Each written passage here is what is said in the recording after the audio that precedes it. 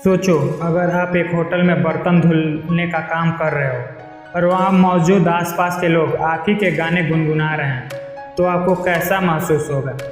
ऐसा ही कुछ हुआ था सिद्धू मूसेवाला के साथ कनाडा में। सिद्धू मूसेवाला का असली नाम सुखदीप सिंह सिद्धू था और वो पंजाब के मूसा पिंड के रहने वाले थे और इसी कारण उन्होंने फेमस होने के बाद अपना नाम मूसेवाला रखा। सिद्धू को बचपन से ही गाने गाने का शौक था। इनके पिता आर्मी में थे और माता पिता भी चाहते थे कि सिद्धू अपनी पढ़ाई पूरी करे और सिद्धू ने ऐसा ही किया।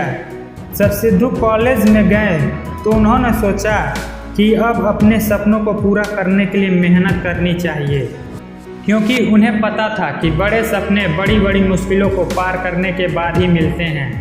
लेकिन उनके सामने बहुत मुश्किलें आई, क्योंकि कोई भी राइटर उनके लिए गाना लिखने को तैयार नहीं था।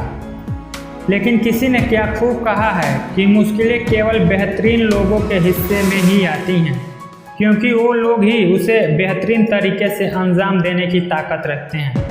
अंत में बहुत रिक्वेस्ट के बाद उनका गाना लिखने के लिए एक राइटर रेडी हुआ, लेकिन बाद में उसने भी मना कर दिया। और उस दिन से सिद्धू ने खुद से वादा किया कि वो कभी भी दूसरे का लिखा हुआ गाना नहीं गाएं। और उस दिन से सिद्धू ने गाना लिखने की प्रैक्टिस करने लगे और बहुत मेहनत करने के बाद उनका लिखा हुआ पहला गाना लाइसेंस तैयार हुआ, जो सिंगर निंजा ने गाया है।